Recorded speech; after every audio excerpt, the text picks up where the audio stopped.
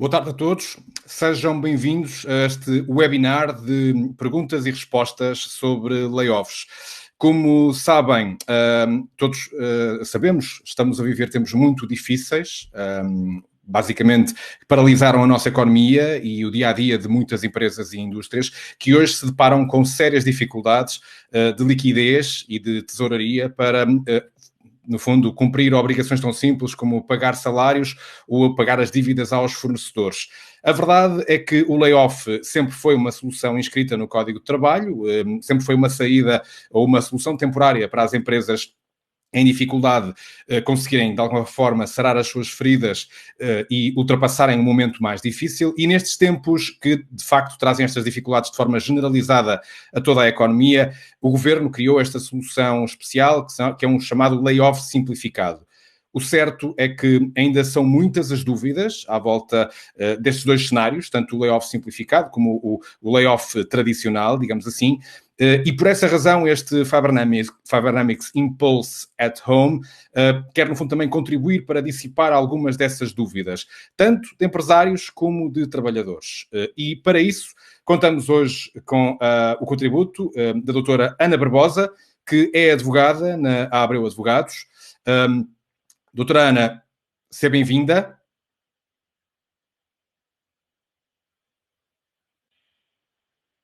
Obrigada. Doutora Ana, agora sim, já vamos ver.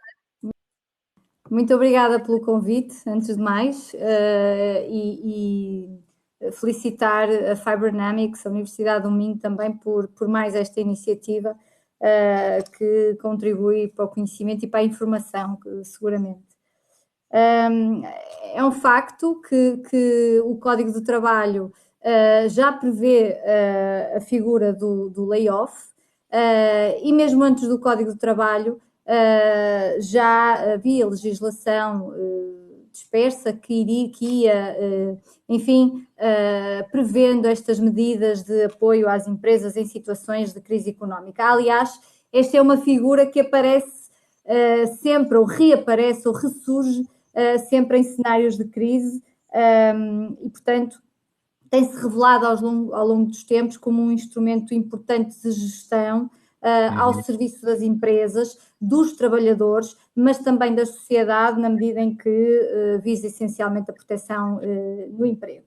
Aqui a grande diferença, talvez, desculpe só interrompê-la, é o facto deste cenário do layoff, pela primeira vez nas nossas vidas, ser aplicado a tantas empresas ao mesmo tempo e pela mesma razão, não é? Exatamente, quer dizer, os dados mais recentes apontam já para cerca de 1 milhão de trabalhadores colocados em layoff, nas suas várias modalidades, na redução do período normal de trabalho ou da suspensão total da prestação de trabalho, e efetivamente nos dias que correm tem-se revelado de facto a medida de apoio, e basta ver as notícias, não se falará noutra coisa, porque de facto é uma forma que o empregador tem à sua disposição para mudar o programa contratual unilateralmente, porque de outra forma teria que perseguir, enfim, o acordo do trabalhador ou autorizações judiciais ou das autoridades administrativas para esse efeito, e portanto há aqui uma medida gestionária que pode ser imposta aos trabalhadores, que também consegue ser contrabalançada com algum mecanismo de controlo por parte dos próprios trabalhadores e por parte das autoridades, quer administrativas, quer, antes da fim da linha, os tribunais judiciais. Aliás, esta é uma figura jurídica de suspensão do contrato de trabalho, ou seja, ele não é terminado de forma unilateral, é apenas alterar as regras do jogo temporariamente. Exatamente. Portanto, quando eu me referi ao alterar o programa contratual, é precisamente a possibilidade que é dada ao empregador, vá lá, de uma maior flexibilidade na gestão dos seus recursos humanos, que de outra forma efetivamente a lei não lhe atribui essa possibilidade, porque se quer, por exemplo, reduzir o tempo de trabalho, tem que ter o acordo do trabalhador, e reduzir a remuneração em condições normais, então nem pensar, porque viola um dos princípios basilares que informa o contrato de trabalho e, portanto, esta figura vai permitir precisamente contornar todas essas dificuldades, porque, também entenda-se, razões imperiosas e que também são do interesse do trabalhador, que é a manutenção dos postos de trabalho, no fundo vão pesar também mais na balança entre a situação particular de cada trabalhador e, portanto, vão todos sacrificar-se por um bem comum, que é, de facto, a viabilidade da empresa e a manutenção dos postos de trabalho. Precisamente.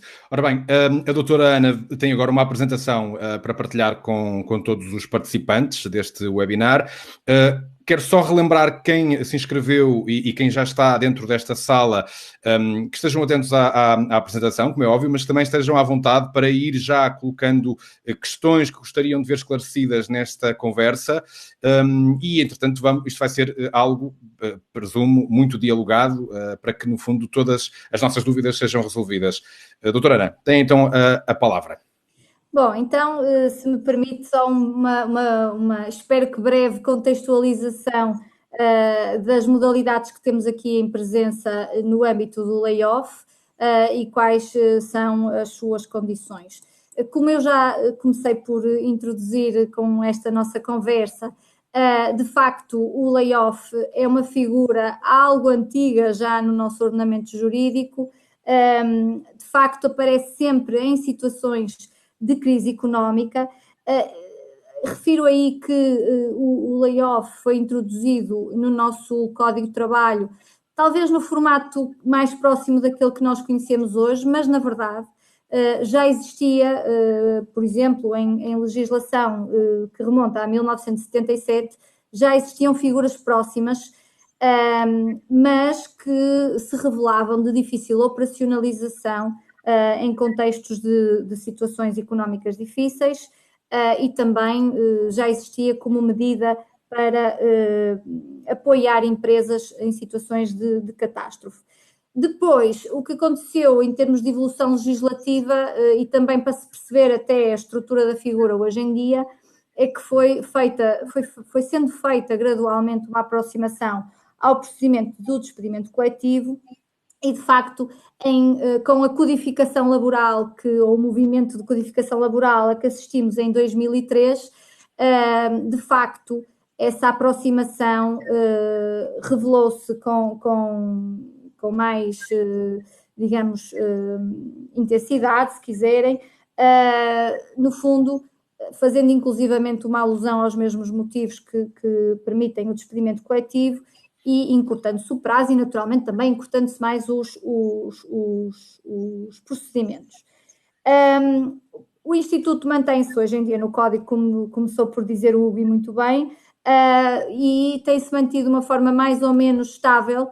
Em 2012, mais uma vez, perante uma crise económica que atravessávamos então, teve alterações que não mudaram a estrutura essencial da figura, mas que essas alterações acabaram por atingir os vários pontos da figura, como seja os motivos e o próprio procedimento. E, portanto, hoje em dia ele está regulado nos artigos 298 a 308 do Código e, de resto, também é para o Código do Trabalho que o regime do layoff simplificado como reação à crise causada pelo Covid-19 também vem apelar. Pronto, eu faria agora aqui só uma breve caracterização de quais são os pressupostos, portanto, condições de acesso ao layoff do Código de Trabalho, que basicamente pressupõe a existência de uma decisão do empregador no sentido de recorrer ao layoff e, portanto, e quando eu estou a falar em layoff é sempre sobre medida de suspensão ou de redução do tempo de trabalho, portanto abrange as duas situações e, portanto, é realmente uma forma de o empregador introduzir modificações ao contrato e podê-las impor ao trabalhador sem que tenha necessariamente que obter o seu consentimento para o efeito. O que não significa que o trabalhador seja completamente aliado do procedimento, não possa intervir, já vamos ver que sim, mas, de facto, a decisão é gestionária e pode ser imposta unilateralmente pelo empregador. Bom, os fundamentos para o recurso ao layoff, no caso do Código do Trabalho, são essencialmente motivos de mercado, estruturais ou tecnológicos. O que é que isto quer dizer? Quer dizer que, lá está, podemos ir buscar precisamente as mesmas situações que permitem um despedimento coletivo, mas sem chegar a essa decisão mais radical por parte da empresa, que é fazer cessar os contratos de trabalho e a perda da fonte de subsistência. Paralelamente aos motivos que permitem também um despedimento coletivo, e, portanto, aqui a lei no layoff não dá uma caracterização do que é que são estes motivos, por isso, na dúvida sobre o que é que possam ser esses motivos, quais são os factos que podem permitir-me o acesso ao layoff, então vamos precisamente buscar a inspiração ao artigo 359 do Código de Trabalho sobre o despedimento coletivo, que caracteriza, ainda que genericamente, o que é que pode considerar-se como motivo de mercado, tecnológico ou estruturais. Claro que dentro destes três motivos, o desequilíbrio económico-financeiro das empresas, que se insere nos motivos estruturais, pode ser o motivo da ordem do dia que temos hoje.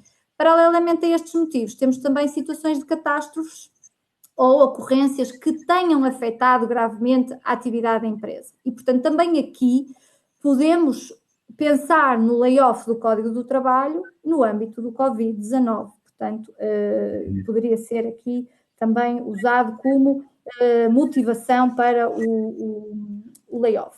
Doutora, só uma pergunta muito rápida. Sim, qual é o período máximo? Se for necessário, quando quiser. Qual é o período de vigência máximo deste layoff previsto do Código de Trabalho, este layoff tradicional? Ora bem, temos três possíveis durações, portanto, quando falamos num layoff com recurso ou motivado por motivos de mercado, estruturais ou tecnológicos, estamos a falar em 6 meses de duração máxima. E, portanto, comparativamente ao regime do layoff simplificado, já podemos ter aqui uma vantagem. Quando falamos em catástrofes ou ocorrências que tenham afetado gravemente a atividade normal da empresa, então, nesse caso, serão 12 meses. Acresce ainda uma outra vantagem adicional, que é a possibilidade de se prorrogar a medida por mais 6 meses. Portanto, na prática, podemos ter 1 ano ou 18 meses de medida. Hoje, a Direção-Geral de Saúde anunciou que, por exemplo, no caso, aliás, a doutora Graça Freitas esteve num programa de televisão de grande audiência e uma das questões que lhe foi colocada é: e os casamentos?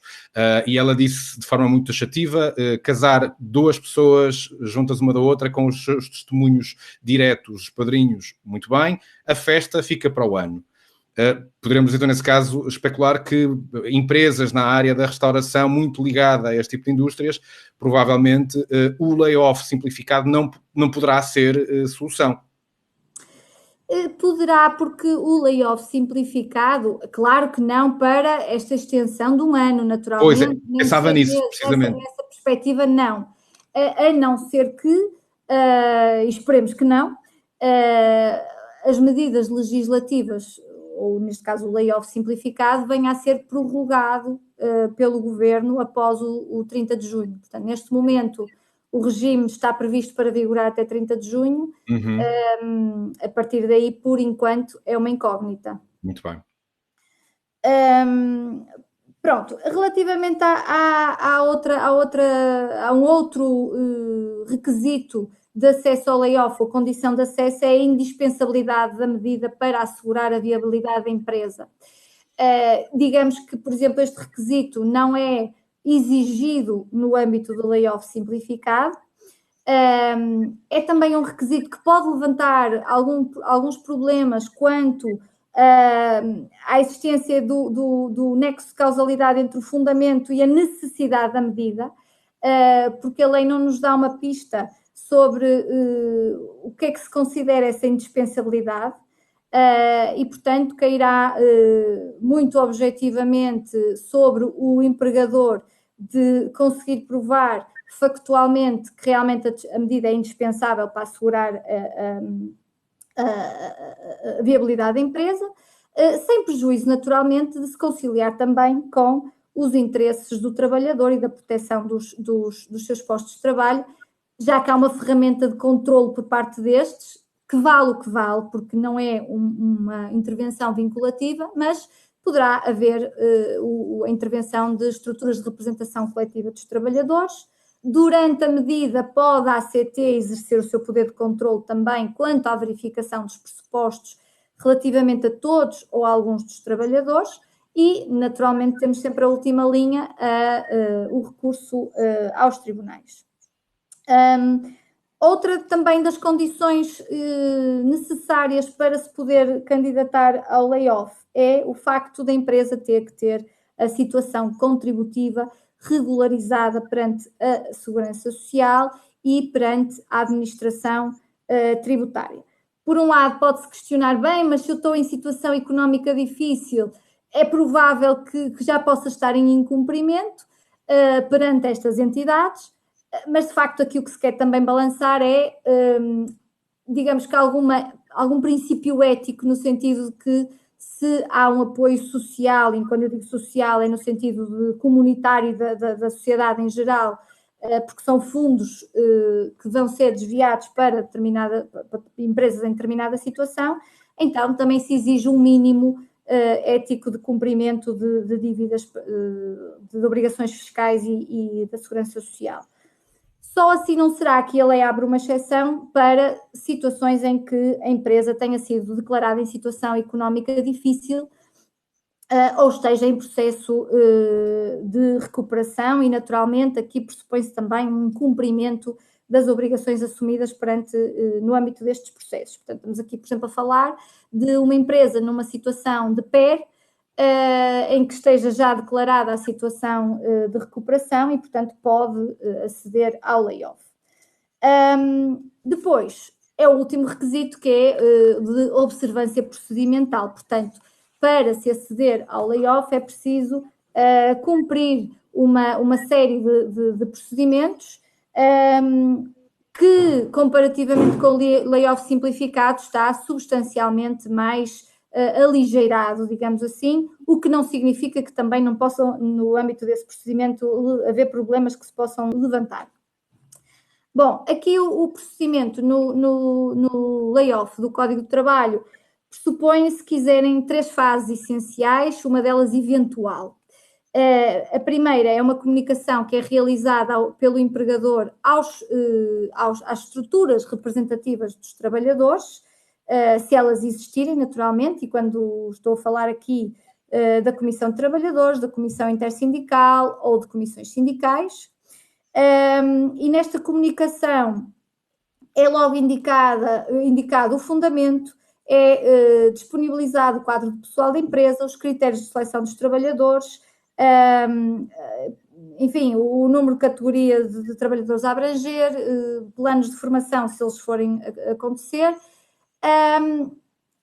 e é ainda necessário disponibilizar para consulta destas estruturas representativas da documentação que permita sustentar a crise empresarial, portanto, os motivos que são invocados. Uhum.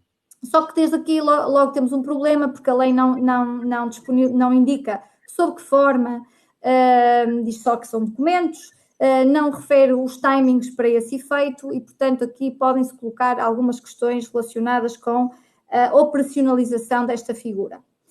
Se não houver estrutura de representação coletiva de trabalhadores, então a comunicação é feita individualmente a todos os trabalhadores. E aqui também aponta-se uma curiosidade, que é o trabalhador, que no fundo é a parte interessada da medida, não vai ter, porque o que a lei diz é só apenas que se tem que enviar apenas uma comunicação de intenção de proceder à aplicação da medida, mas já não exige o envio, por exemplo, dos fundamentos, etc., e só haverá consulta desses elementos. Portanto, não há um acesso tão estável, se quiser, aos elementos relativos ao fundamento e aos critérios de escolha. Portanto, não se percebe bem aqui a solução do legislador. Por outro lado, se os trabalhadores nomearem entre si uma comissão representativa, porque também é uma hipótese que a lei avança, aí sim já há lugar ao envio dessas informações à Comissão de Trabalhadores. Portanto, esta Comissão ad hoc terá, digamos que, direitos mais firmes do que os próprios trabalhadores envolvidos, e não se percebe bem o alcance desta solução legal por parte do empregador. Depois, uma segunda fase, e era a tal que eu dizia que era eventual, porque a lei obriga a que se promova uma fase de informação e negociação com as estruturas representativas dos trabalhadores. O que significa que, se os trabalhadores, se não tivermos, por exemplo, delegados sindicais, ou as tais comissões intersindicais, etc., na empresa ou comissão de trabalhadores, se os trabalhadores nomearem uma comissão representativa, a empresa vai fazer esta reunião de informação e negociação. Se os trabalhadores não optarem por nomear essa comissão representativa de entre si, então não há fase de informação e negociação e pode-se avançar logo para a comunicação definitiva do layoff. Portanto, mais uma vez, é uma solução algo estranha que não se pretende envolver integralmente também os trabalhadores neste âmbito. E, portanto, será uma fase eventual.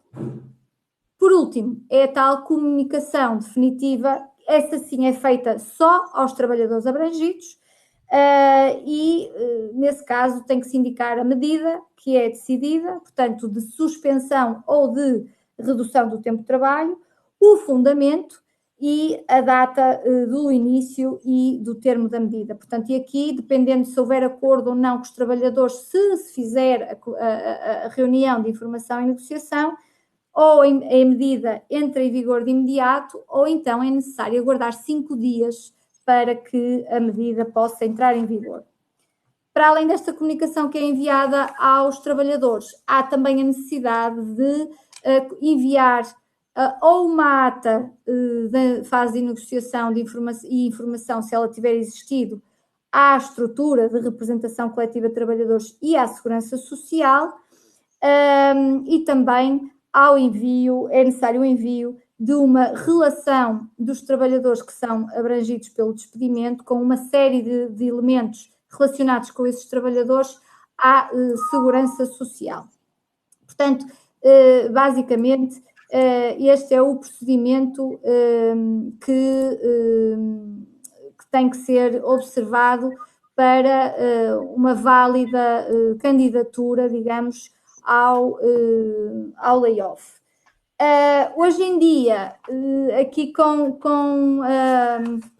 se quiserem, a automatização e as medidas relacionadas com o layoff simplificado, há também um envio do requerimento eletrónico, portanto, o mesmo que serve para a apresentação do layoff simplificado, também tem campos relacionados com o layoff do Código de Trabalho.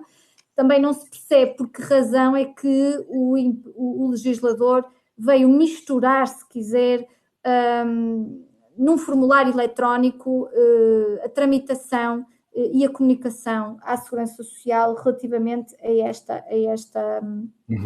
esta comunicação com as entidades administrativas. Eu diria que a pressa às vezes é inimiga da perfeição, não é? Muito, a pressa tem sido muito inimiga da perfeição, apesar de haver uma justificação, porque realmente esta pandemia atingiu toda a gente de surpresa, ou não, mas isso seria discussões para outra sede. Outro fórum. Sim, para outro fórum. Mas de facto aqui pedia-se realmente mais rigor e um bocadinho mais de atenção na forma como as normas têm sido produzidas. Explícitas. Doutora Ana, desculpe interrompê-la, mas surgiram entretanto aqui algumas dúvidas que se encaixam precisamente até neste slide, quando falamos da questão da duração do layoff. A Ana Cristina, por exemplo, pergunta a seguinte situação. Ou seja, se uma empresa entrar em layoff e durante esse período tiver de o suspender temporariamente para ir ao encontro de uma encomenda, por exemplo, poderá depois, mais tarde, retornar o layoff assim que essa encomenda esporádica seja realizada. E depois o João Nobre faz uma questão a esta também, ou seja, se uma empresa está em layoff e chama apenas alguns colaboradores para irem trabalhar de forma a garantir os pedidos e as encomendas dos clientes, dessa forma continua em layoff para os outros colaboradores. Os que forem trabalhar vão receber por inteiro ou vão receber o valor como se estivessem em layoff? Aqui isto introduz-nos a outra questão, que é o facto de haver o layoff parcial ou total também, não é? Pronto, relativamente à primeira questão, interromper-se a medida a meio, vejo com dificuldade, a lei que definitivamente não a prevê. Portanto, porque desde logo, se eu estou a interromper a medida, posso logo colocar em causa a própria fundamentação que esteve na base do layoff em causa. E, portanto, se é uma situação tão calamitosa, tecnicamente não haverão pedidos esporádicos pelo meio, não é? Exatamente, ou esses pedidos esporádicos não serão suficientes para, no fundo, retirar a medida ou alterar as circunstâncias das coisas. Relativamente à segunda questão, que era, peço desculpa, recorda-me. Tinha a ver com o seguinte, ou seja, se uma pequena parte da equipa tiver que ser chamada a trabalhar, Sim. Os funcionários em questão vão receber por inteiro ou vão ganhar na mesma como se estivessem em layoff? Ora bem, vamos lá ver. Aqui o layoff tem uma vantagem também, que é a sua flexibilidade. Eu posso ter vários cenários dentro da mesma realidade. Isto é, eu posso ter uma empresa com um grupo de trabalhadores a trabalhar a 100%, porque a atividade do seu setor não está afetada propriamente, por exemplo. Posso ter um departamento com pessoas todas em suspensão de contrato. Posso ter outro departamento com pessoas todas em redução do tempo de trabalho e posso ter também um outro departamento com uns em suspensão e outros em redução. Portanto, permite-nos esta gestão de todos os cenários. Se se tratar de uma pessoa que está a trabalhar a 100%, a lógica será ela de não ser incluída no layoff, portanto, é ser excluída. Significa que a sua atividade continua a ser necessária com normalidade e, portanto, essa pessoa recebe normalmente, recebe a integralidade da sua remuneração. Agora, se estivermos a falar de uma pessoa com redução do tempo de trabalho, aí sim vai receber o montante da retribuição proporcional ao tempo de trabalho prestado e eventualmente também o necessário, ou o valor que for necessário para compor a compensação retributiva. A compensação retributiva, eu ia já lá chegar, mas de qualquer maneira é pertinente adiantar, a compensação retributiva é de 2/3 da retribuição normal e líquida do trabalhador, com limites. O mínimo são um salário mínimo nacional, portanto 635 euros, e o máximo é de 1.905 euros, correspondente a 3 salários mínimos nacionais. E, portanto, são estas as várias balizas, se quiser, que, dependendo de cada caso, o layoff terá que ser, ou melhor, a compensação terá que ser gerida. Então, neste caso, não se aplica a situação de que os tais 2/3 são pagos tanto a quem for trabalhar como a quem fica, ou seja, independentemente de estarem permanentemente em casa durante o layoff, se forem chamados a trabalhar, terão uma compensação diferente? Não, na prática é, os trabalhadores em layoff, seja suspensão ou seja redução, recebem 2/3 da sua remuneração. Taxativamente. Exatamente. Agora, o caminho para lá chegar é que pode ser diferente. Quem está em inatividade total recebe os 2/3, portanto, e eles, no caso, por exemplo, do layoff simplificado, serão totalmente isentos de contribuições à segurança social por parte da empresa, portanto, o trabalhador continua obrigado às suas contribuições. Se tratar de redução, então, se o trabalhador trabalha, recebe o valor correspondente ao trabalho prestado. Se for necessário algum montante para compor até aos 2/3, então esse valor terá que ser pago pela entidade empregadora e beneficiará nessa parte das isenções e dos reembolsos que depois há lugar. Ana, mas há aqui agora duas questões, eu peço desculpa porque isto vai sendo muito dialogado e de facto ainda bem, porque temos muitos participantes a ver-nos e que estão agora de facto a enviar muitos contributos. Aqui, por exemplo, a Sofia, aliás, a Diana Oliveira, precisamente quando falamos de contribuições de segurança social, ela pergunta se uma empresa em layoff parcial, a 50%, também tem isenção do pagamento de segurança social ou só 50% da isenção desse pagamento? Aqui temos sempre que fazer uma distinção inicial. Se estamos a falar do Código do Trabalho ou se estamos a falar do layoff simplificado. No Código do Trabalho não há isenções. Há apenas essa faculdade de reduzir a remuneração e, portanto, essa é a vantagem.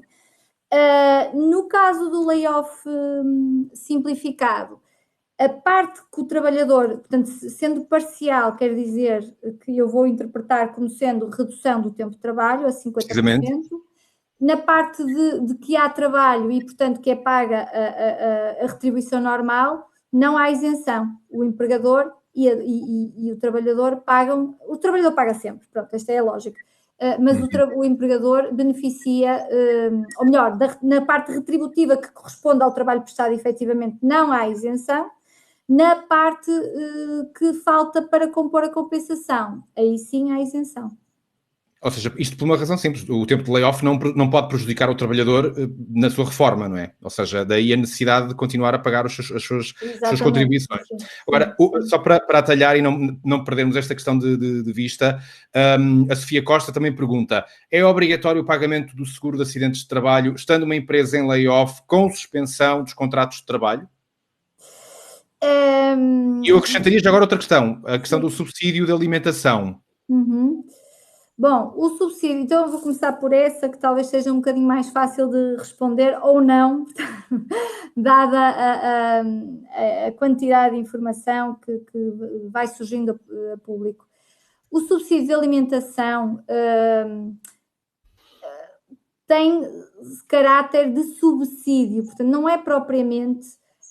embora hoje em dia possa começar a ser posta em causa essa natureza, mas não é propriamente uma parcela retributiva, em termos técnicos e de rigor jurídico, pronto. E, portanto, se o subsídio de alimentação tem essa natureza de subsídio para fazer face às maiores dificuldades que os trabalhadores tenham em fazer as suas refeições em casa e, portanto, se deslocarem, etc., se estivermos a falar de um subsídio com essa natureza e pago dentro dos valores que são considerados normais ou que estejam previstos em contratos coletivos de trabalho, num caso de suspensão total, entendemos não dever ser pago, não ser obrigatório o seu pagamento. Mas também sabemos que há entendimentos diversos, mas o nosso entendimento é este.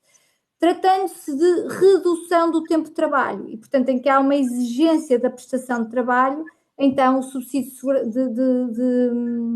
de alimentação deverá ser pago, especialmente se o trabalhador, por exemplo, prestar mais de 5 horas de trabalho por dia, porque essa mesma regra resulta, por exemplo, para os trabalhadores a tempo parcial. Ou seja, trabalhadores a tempo parcial deverão, em teoria, continuar a receber o subsídio de alimentação. Certamente não será por inteiro, deverá ser uma parte. Ou... Pode ser uma parte ou pode ser por inteiro se a prestação de trabalho for de mais de 5 horas por dia. Já se for isenção, ou seja, já se for um layoff total, em que basicamente não trabalha, aí poderá não receber esse subsídio. Exatamente, sim. Outra, pegando então na outra questão que estávamos a falar, a questão dos seguros de acidentes de trabalho, têm que ser pagos?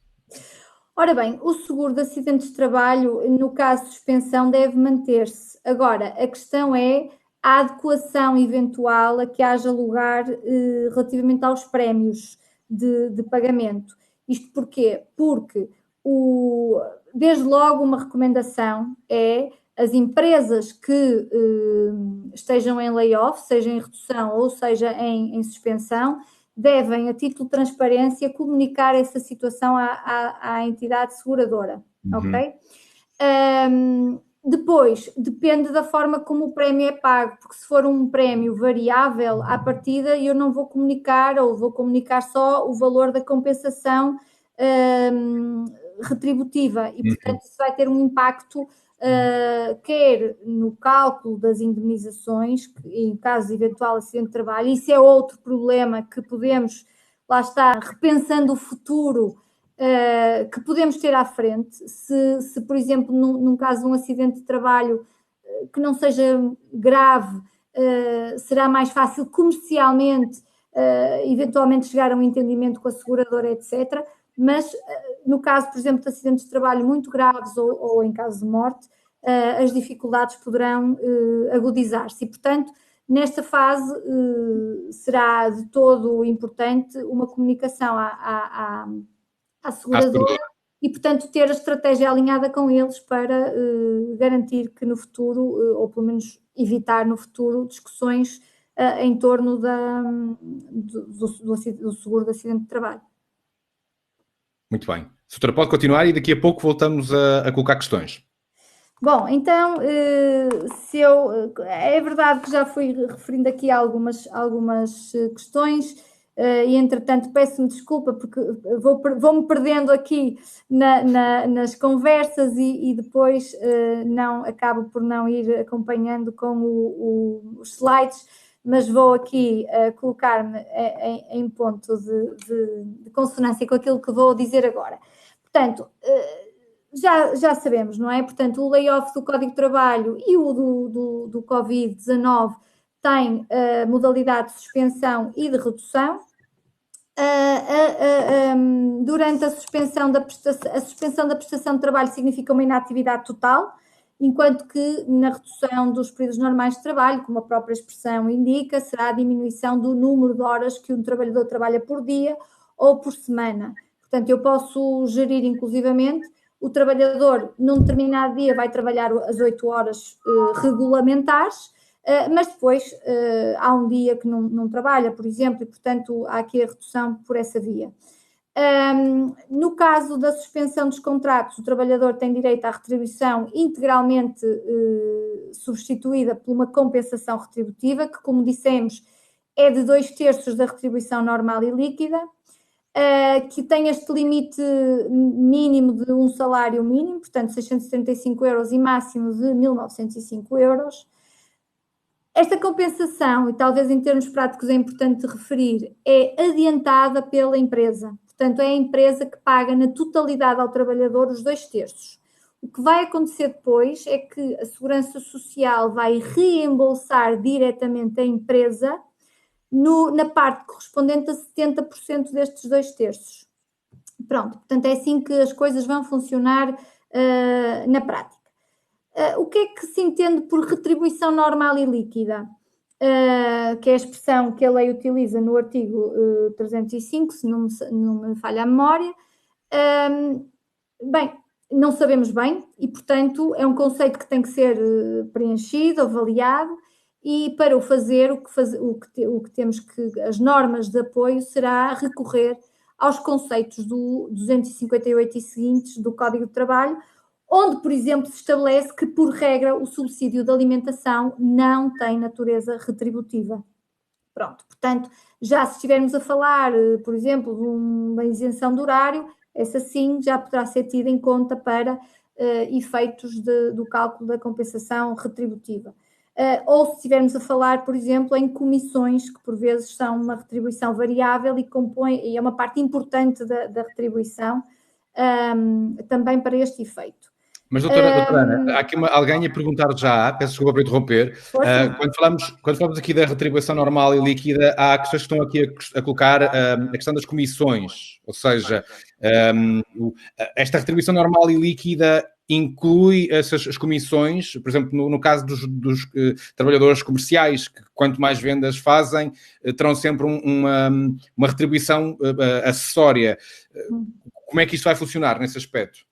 Ora bem, aqui recentemente o legislador, e quando eu digo recentemente foi na quinta-feira passada, talvez, veio publicar, foi aprovada uma portaria, que é a portaria 94B, de 16 de abril, que veio lançar alguma confusão relativamente a esta questão das comissões, e eu falei um bocadinho nas comissões já de propósito para podermos aqui também abordar esse tema.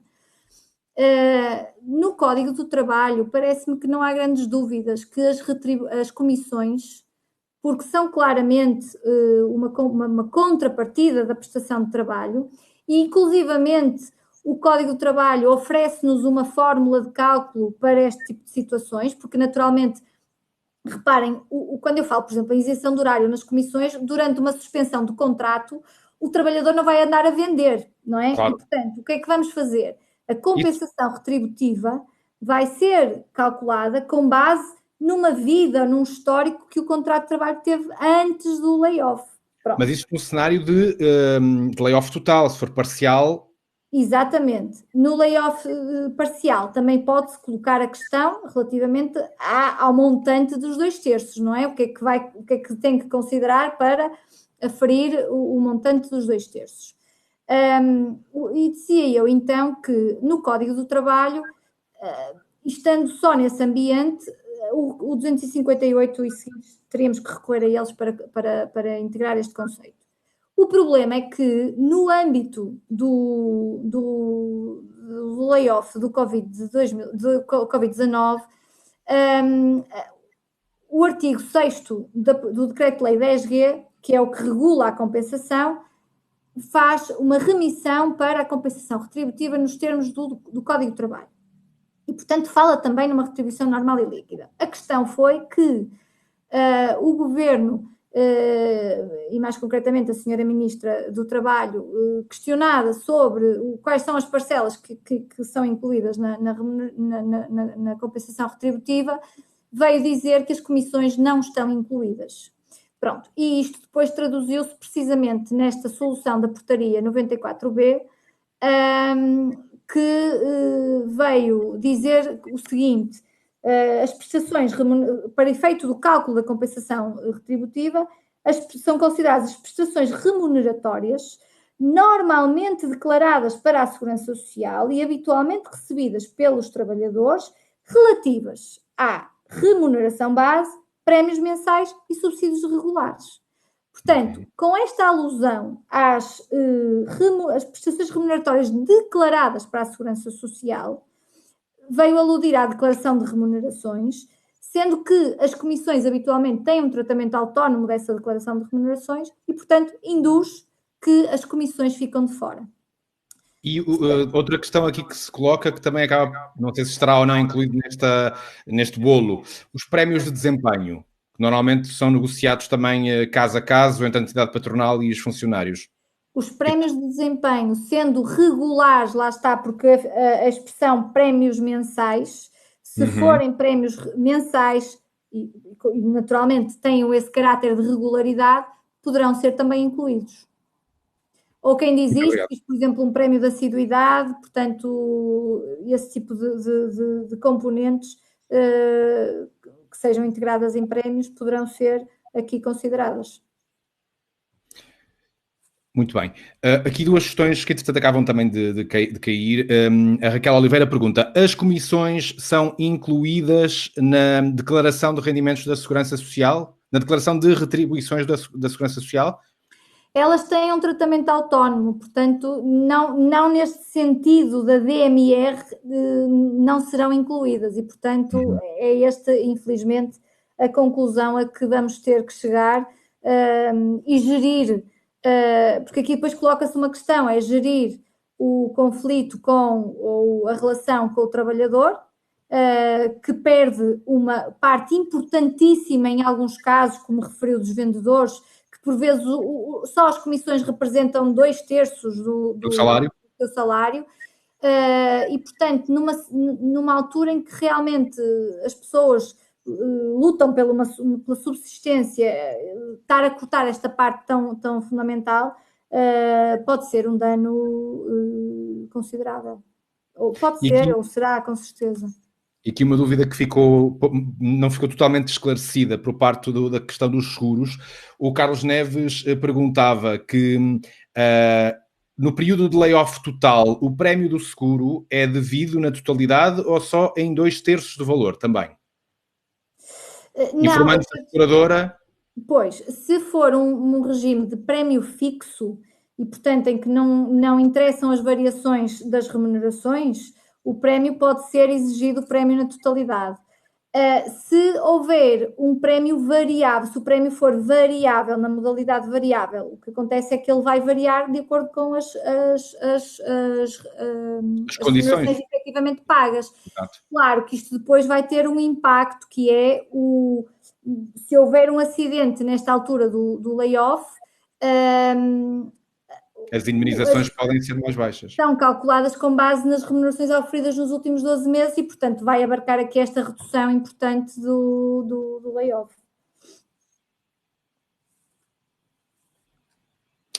Entretanto, aqui é um utilizador, que eu não sei o nome dele original, mas ele chama-se Fix Passos SA, é uma empresa. Qual é o normativo legal que veio clarificar o conceito de retribuição normal? Ele pede desculpa porque não conseguiu reter. É a portaria 94A 2020, de 16 de abril. Mais concretamente, o artigo 4º. Importa também agora fazer aqui um pequeno à parte, a quem nos está a ouvir, que este vídeo, esta sessão, vai estar certamente depois disponível no Facebook do Fibernamics ou numa plataforma a indicar pelo grupo, daí que certamente poderão rever toda esta sessão com todo o cuidado e até tirar outras notas. Daí que até mesmo quem pergunta a questão de se os slides vão estar disponíveis, estando o vídeo disponível, certamente vão poder ler os slides com mais detalhe. E já agora, só para esclarecer, quem fala em nome de Fix Passos é Marcos Pereira. Obrigado pelo seu contributo. Doutora, pode continuar.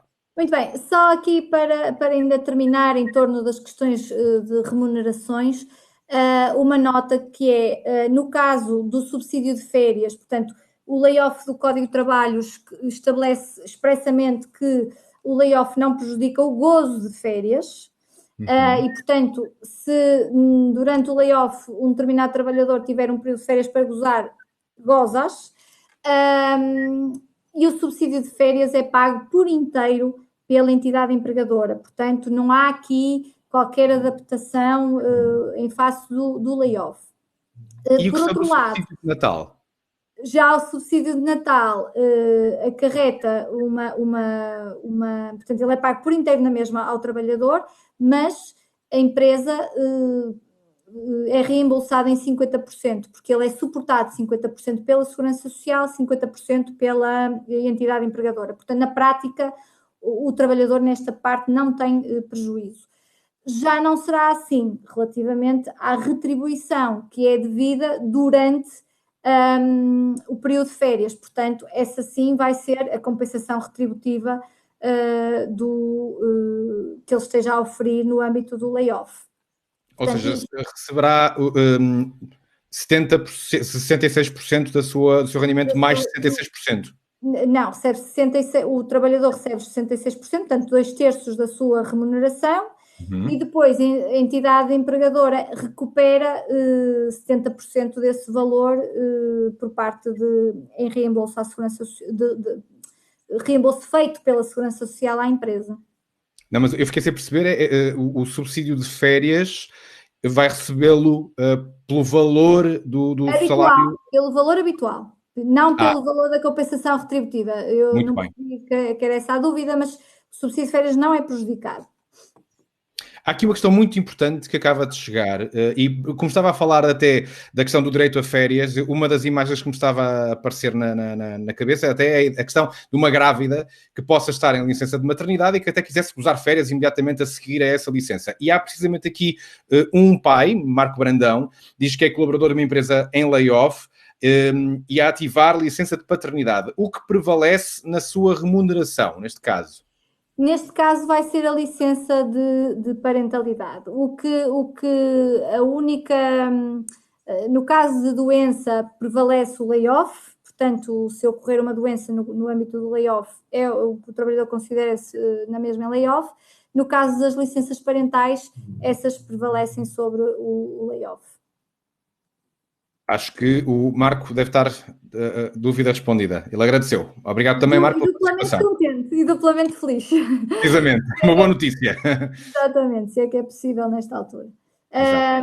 Pronto, depois, só aqui algumas notas sobre os deveres do trabalhador e os deveres do empregador no âmbito do layoff, que também já referi. Portanto, o trabalhador paga normalmente as suas contribuições à Segurança Social, sobre 11% sobre a compensação,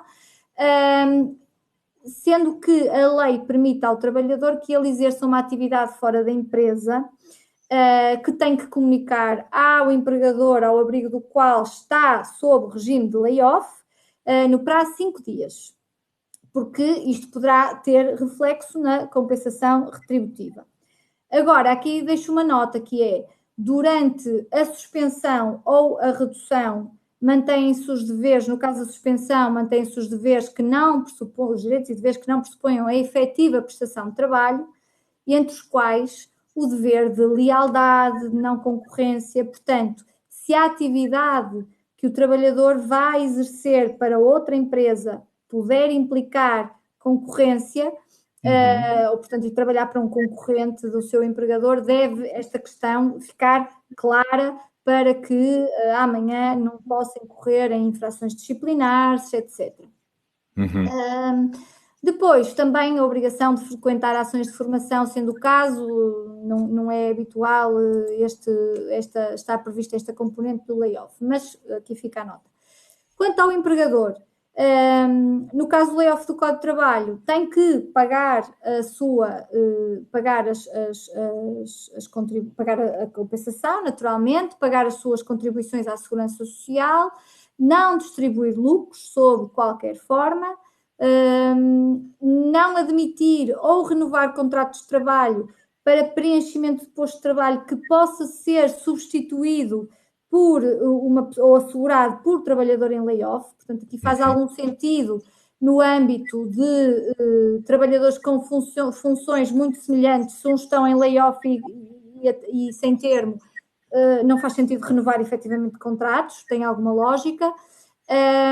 No caso de se tratar de um trabalhador a termo, mas cujas funções sejam específicas e não há esta possibilidade de substituição ou de ser assegurado por outro trabalhador em layoff, então diríamos que aqui há margem para que o contrato de trabalho possa ser renovado.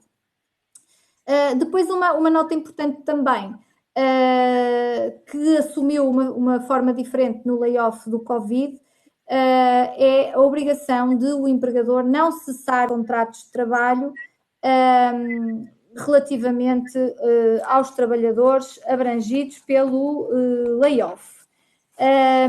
E neste caso só se abre exceção para, por exemplo, uma comissão de serviço, um contrato a termo ou naturalmente um despedimento que seja por facto imputável ao trabalhador. Esta obrigação mantém-se pelo período que pode ir até 60 dias, portanto 30 ou 60 dias, consoante o layoff tenha durado até 6 meses, ou seja, por período superior. E o que vai acontecer no caso desta obrigação não ser cumprida é a obrigação de o empregador devolver os apoios que tenha recebido relativamente ao trabalhador em causa, portanto, ao trabalhador que despediu ou que os contratos cessou, que despediu por extinção de posto de trabalho ou por despedimento coletivo, por exemplo, e ainda pode existir a possibilidade da medida cessar por determinação da ACT.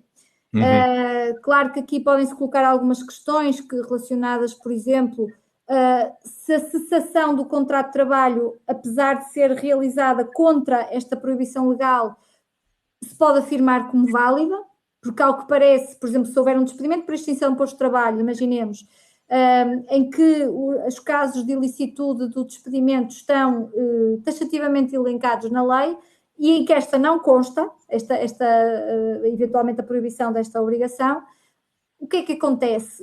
Choca, porventura, considerar um despedimento realizado contra uma proibição legal, mas a consequência não está claramente definida na lei, portanto, poderia ser aqui um motivo de intervenção.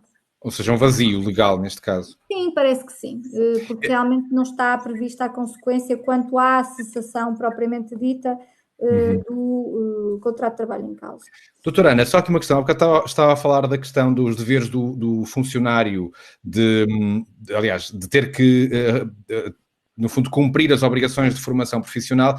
Uma das vantagens do layoff simplificado do Covid-19 é precisamente ajudas à empresa no sentido de pagamento de formação profissional para os funcionários, para os trabalhadores que estiverem em layoff. Sim, o regime do layoff simplificado prevê as duas modalidades, portanto, o layoff com acesso ao plano de formação, que tem que ser articulado com o IFP, sendo que as regras de operacionalização são algo complexas e, portanto, não sei se vamos ter recursos suficientes ou se os temos já para, em tempo útil, o IFP, por exemplo, estabelecer um acordo com o empregador sobre os conteúdos.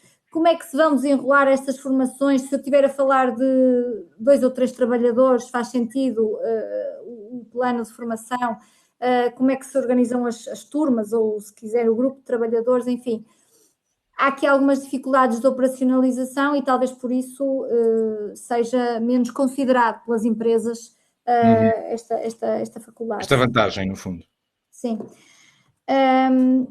Pronto, e portanto aqui, feita esta análise ou caracterização breve do contexto que tínhamos do layoff e que temos ainda do Código de Trabalho, temos, como referi logo no início, o layoff, que eu lhe chamei o layoff Covid-19, porque apareceu neste contexto.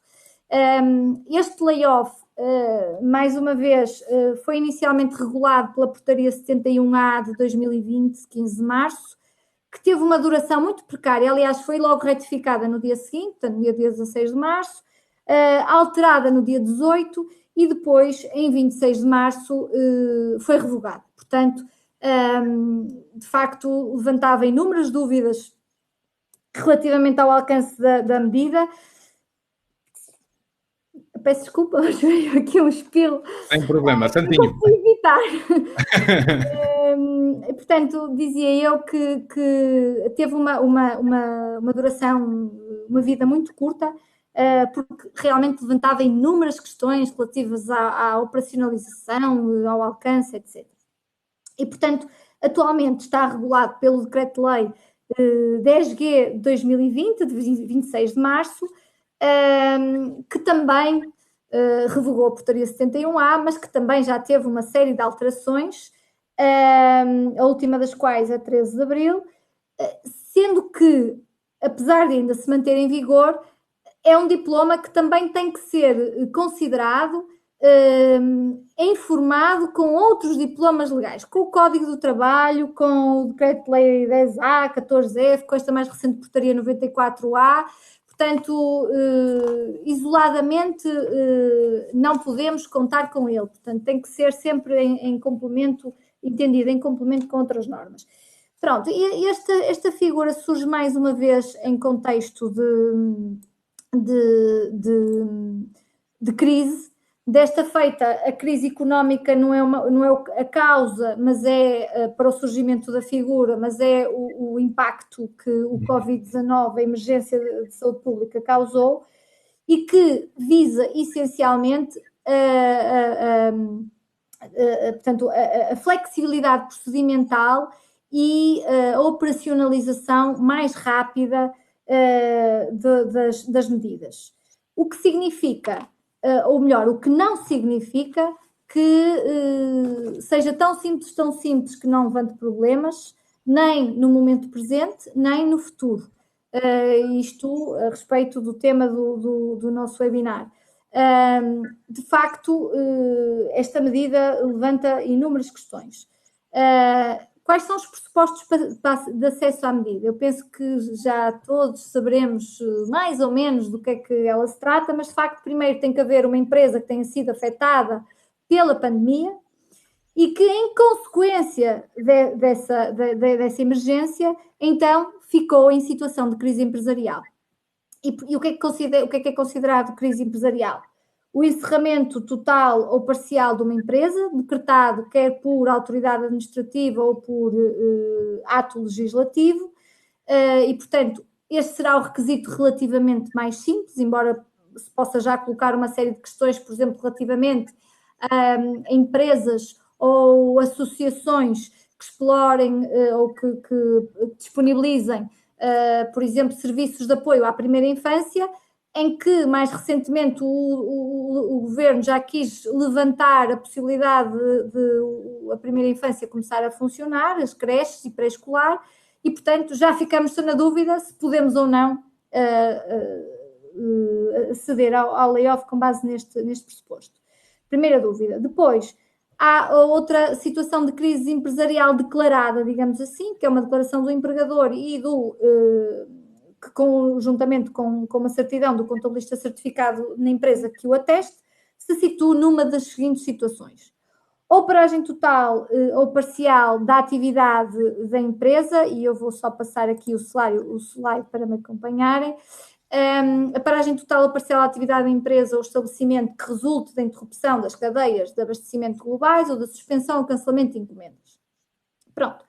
Logo aqui levanta-se uma questão que até agora não foi resolvida e, quiçá propositadamente, é que, considerando esta expressão encomendas, interrupção das cadeias de abastecimento, induz que este requisito é essencialmente aplicável à indústria e só de alguma forma algo tímida também o podemos desviar para a hotelaria, nomeadamente para os hotéis, pela segunda parte. Portanto, uma norma instrumental ou procedimental é que vem quase caracterizar o requisito, que não faz grande sentido. Mas, no fundo, o que se diz aqui é que possam ser documentalmente comprovados através de documentos demonstrativos do cancelamento das encomendas ou de reservas. Portanto, a expressão reservas é que a LUD talvez... já começa a ser mais abrangente. Exatamente, a expressão para poder chegarmos à hotelaria. E depois que afete a 40% da sua capacidade de produção ou de ocupação. Mais uma vez, produção leva-nos indústria, ocupação, hotéis. Resultado, ficam de fora empresas, por exemplo, da área dos serviços, logística, construção civil, portanto, desde logo o primeiro problema. O que significa que estas empresas vão ter que esperar eventualmente por que se verifiquem os requisitos da quebra da faturação para poder aceder ao layoff. Portanto, aqui, desde logo, o primeiro problema. Depois... Por exemplo, no caso de um infantário, como dizíamos, como falava há pouco, ou um colégio privado, alunos que não podem estar presentes fisicamente no edifício, e a impossibilidade de todos eles estarem ligados por internet e estarem em versão telescola. Uma escola, uma unidade de ensino pode entrar em layoff simplificado neste momento?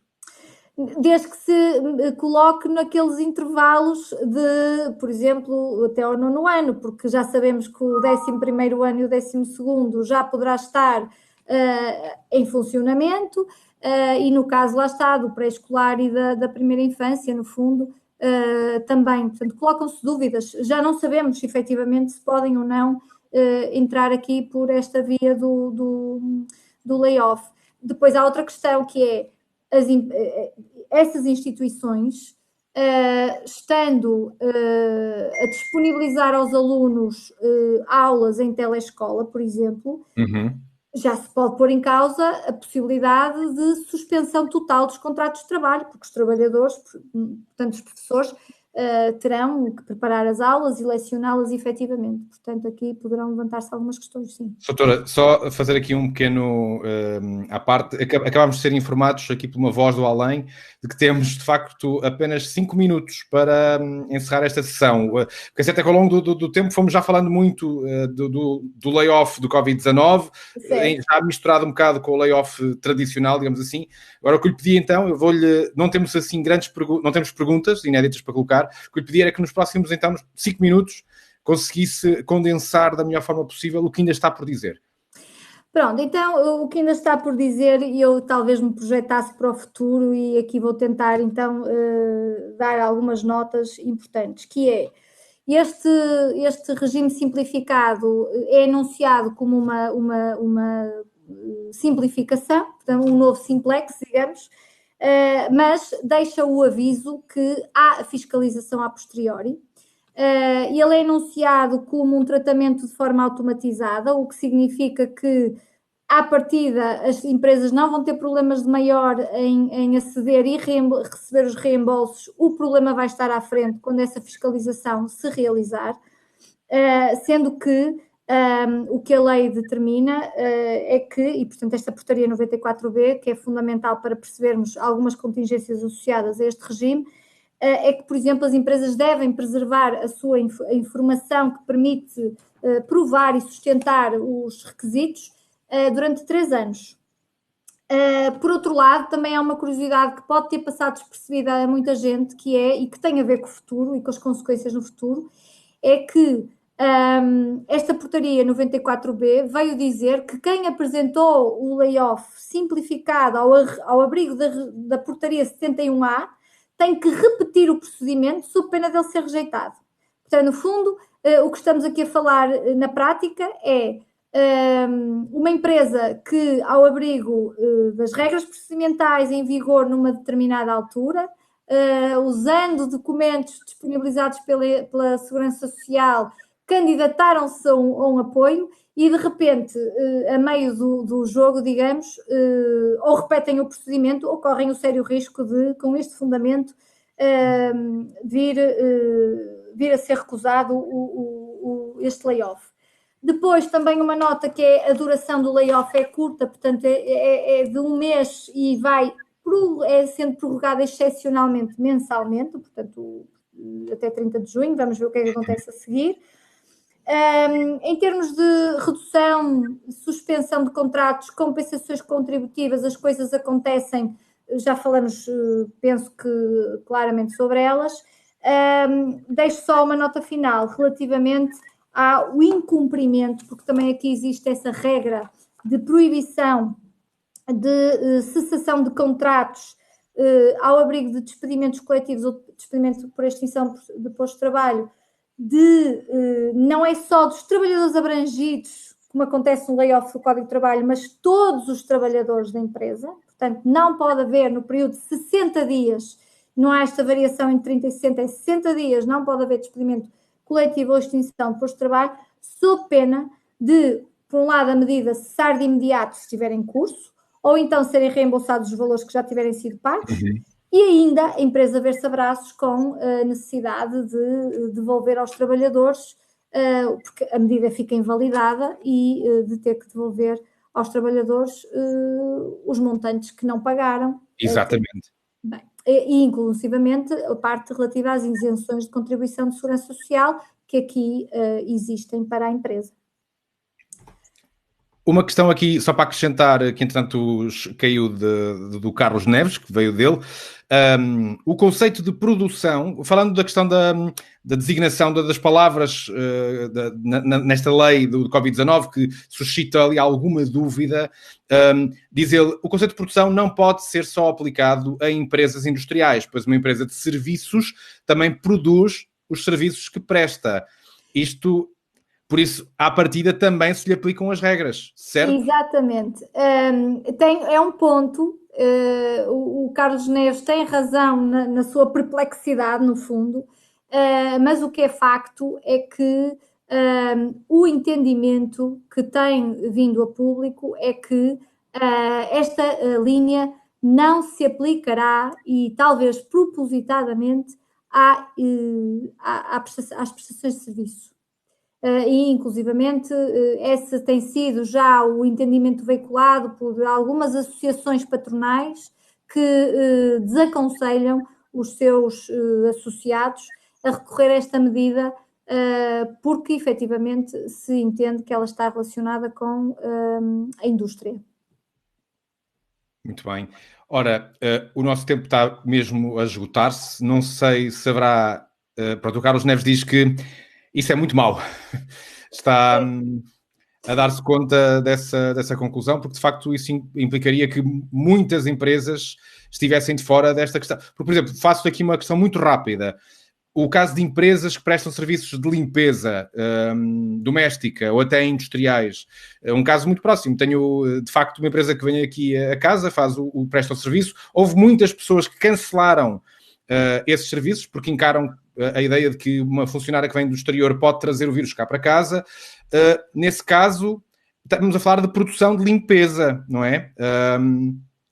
E de encomenda de um serviço, não deixa de ser, mas efetivamente o entendimento que, repare, eu não estou com isto a dizer que a Segurança Social e o legislador têm a razão. Há argumentos, naturalmente, que podem ser avançados para pôr em causa esta solução legal, desde logo em termos de constitucionalidade, porque eu estou a tratar de maneira algo diferente e sem razão aparente uma situação que é desigual, que é eu sou um operador económico, eu estou afetado pelo Covid, eu produzo serviços e, portanto, não há razão para eu ser excluído de um determinado requisito. O que é facto é que a redação está aí, o governo já teve a oportunidade de corrigir, de rever e reescrever. Como fez, por exemplo, para o caso da quebra de faturação, que na portaria 71A tínhamos que esperar 60 dias e reduziu esse tempo, e não o fez. E já foi interpelado por, precisamente, associações de empregadores no sentido de esclarecer, e a questão é esta. E neste momento é com isto que temos de lidar, e à frente poderemos naturalmente assumir o contencioso com a Segurança Social, que também não é fácil, porque é necessário apresentar garantias da dívida para depois ir discuti-la. Portanto, claro. Ou seja, se já não seria fácil comprovar os 40% de quebra de faturação, que certamente só se irão refletir não neste mês, mas no próximo, ter também essa questão de nomenclatura, a palavra da lei é factual, é objetiva, e temos que estar aqui a discutir sinónimos, não deixa de ser terreno um bocado pantanoso. Só para terminar, aqui o Carlos Neves diz só que há milhares de empresas de serviços que ficam de fora destas medidas. Há centenas de milhares de trabalhadores nestas circunstâncias. Vamos acalentar a esperança de que o governo irá certamente, aliás, a pressão social das empresas certamente far-se-á ouvir, e vamos aguardar então também para os próximos episódios a ver se haverá algum decreto-lei retificativo para esclarecer esta dúvida. Doutora Ana, muito obrigado pela sua presença. Eu acho que foi uma sessão muito rica para todos. Aliás, certamente muito terá ficado ainda por descortinar, porque de facto nem tudo que parece é. Eu próprio vim para esta sessão com uma leitura e tenho advogados na família desta universo de layoff, e de facto há ainda aqui uma área cinzenta muito, muito grande. E olha, só para terminar, tenho aqui pessoas a agradecer a iniciativa, a agradecer à doutora Ana também. E eu dou por terminada então a sessão.